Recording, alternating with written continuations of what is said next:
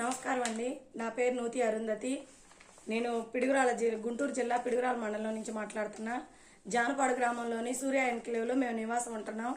బిజిలి వెంకట్రావు అనే అతను నా భర్త అండి. మా ఇద్దరికి గత 4-5 సంవత్సరాల నుంచి బాగా గొడవలు అవుతున్నాయి. దసరా పండుగ నుంచి ఇంకా బాగా ఎక్కువ అవుతున్నాయి. మేము కలిసి ఉండడానికి వీల్లేని విధంగా ఉన్నాయి. దసరా పండుగ రోజు వాళ్ళ మిసెస్ వచ్చి మా ఇంటి దగ్గర కొట్టి గొడవ చేసిందండి. ఆ రోజు నేను వెళ్ళి పోలీస్ స్టేషన్లో కంప్లైంట్ ఇచ్చాను.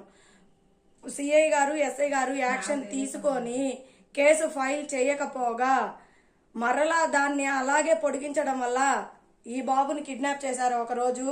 ఒక వార్డు ఇన్ఛార్జి వాళ్ళ ఇంట్లో రోజు మొత్తం బాబుని పెట్టారండి. ఆ రోజు నేను కేసు పెట్టాను. సిఐ గారు కేసు కంప్లైంట్ చేయలేదు, కేసు ఫైల్ చేయలేదు. మళ్ళీ మా మమ్మీని నన్ను ఇంట్లో నుంచి బయటికి నెట్టాడు. జమ్మిశెట్టి రామకృష్ణ సైదారావు అనే వ్యక్తిని తీసుకొని వచ్చి మమ్మల్ని ఇద్దరిని ఇంట్లో నుంచి బయటికి నెట్టి తాళం వేసి 9 నుంచి మధ్యాహ్నం 1 వరకు నైటీల మీద ఆడవాళ్ళని బయట కూర్చోబెట్టాడు. ఆ రోజు కూడా మేము కేసు పెట్టాము.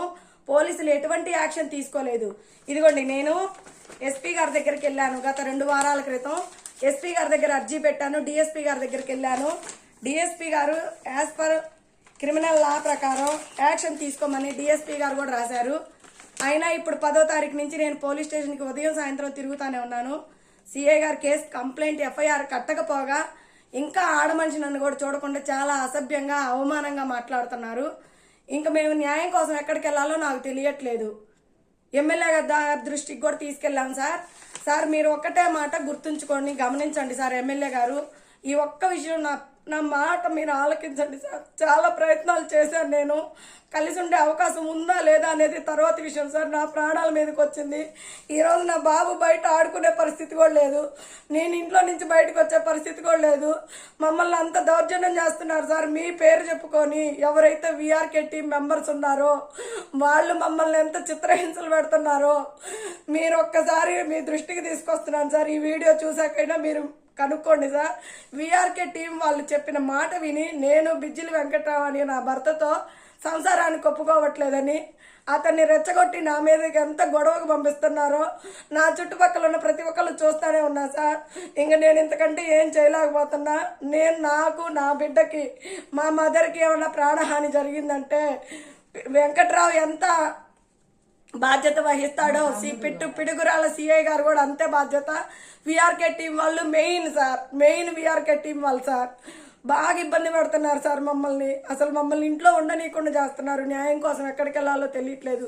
మా మదర్తో అతనికి అత్తారవుతారు. హెచ్ఐవి ఉందని మా అమ్మ గురించి సెల్లులో రిపోర్ట్ పెట్టుకొని ఆమెకి హెచ్ఐవి అని ప్రచారం చేస్తున్నాడు సార్. అతనికి ఏం అవసరం సార్ మీరు చెప్పండి. నాకు ప్రాణహాని ఉంది కాబట్టి నా తల్లిని నేను తోడుగా తెచ్చుకున్నా. సిఐ గారు కూడా మీ అమ్మని ఇంట్లో ఉండడానికి వీల్లేదని అంత గట్టిగా మాట్లాడుతున్నారు సార్. ఎందుకు నా ప్రాణం తీయడానికే అతనికి అడ్డు తొలగించడానికి సిఐ గారు ప్రయత్నిస్తున్నారా? మా అమ్మని ఎందుకు ఇంట్లో నుంచి వెళ్ళిపోమంటున్నారు?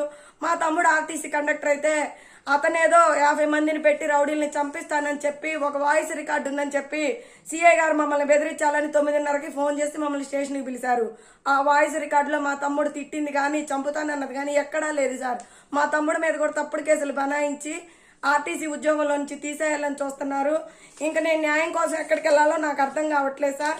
వీఆర్కే టీం వాళ్ళు పర్టికులర్గా బీజేపీ వాళ్ళకి ఫోన్ చేసి ఆమెకి మీకు సంబంధం ఏంది, ఆమెకు ఎందుకు మీరు పార్టీ పదవి ఇచ్చారు, ఆమెను ఎందుకు పదవిలో తిప్పుతున్నారు, ఆమెను ఎందుకు రాజకీయాల్లో తిప్పుతున్నారని ఎంక్వైరీలు చేస్తున్నారంట సార్.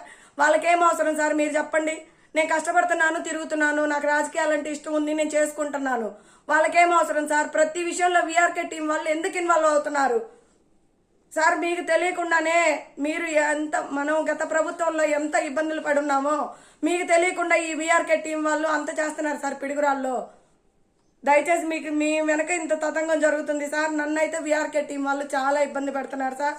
ఇంక ఈ వీడియోని దయచేసి నా కోసం ప్రతి ఒక్కరు షేర్ చేయాలని కోరుకుంటున్నాను. పవన్ కళ్యాణ్ గారికి, లోకేష్ గారికి కూడా తెలియాలని నేను కోరుకుంటున్నాను. ఆడవాళ్ళకి పోలీస్ స్టేషన్లో కూడా న్యాయం జరగకపోతే ఇంకెక్కడికి వెళ్ళాలి సార్ మీరు చెప్పండి సార్.